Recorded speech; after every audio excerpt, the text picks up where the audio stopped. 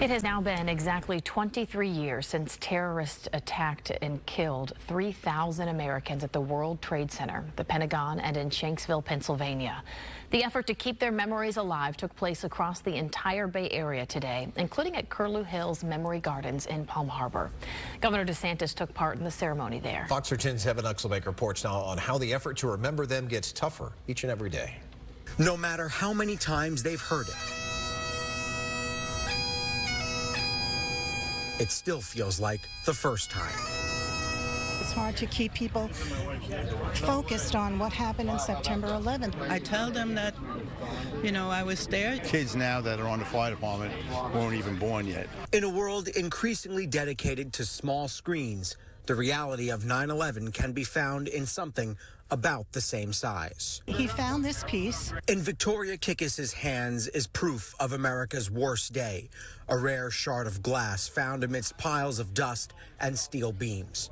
Her husband, firefighter Louis Kikkis, picked it up during the 8 months he spent cleaning up the pile. To have a piece of that history in your hands is really, really touching. Kirsten Pyatt wears history around her neck.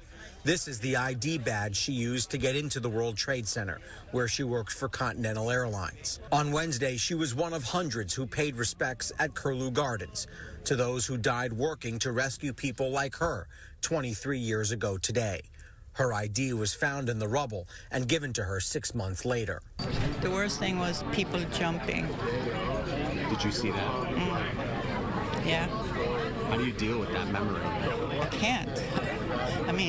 I cry every time I see it. Wednesday's service at Curlew Gardens was emceed by our Mark Wilson and featured memorials to the Twin Towers, steel that was pulled from the rubble, flyovers by the Coast Guard, and children who are too young to remember what happened. They sang.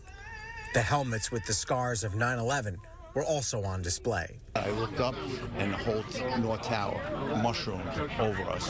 Former firefighter Richard Michio says the lives lost that day are a reminder that America must always have shared ideals. It's like Pearl Harbor in our day and age.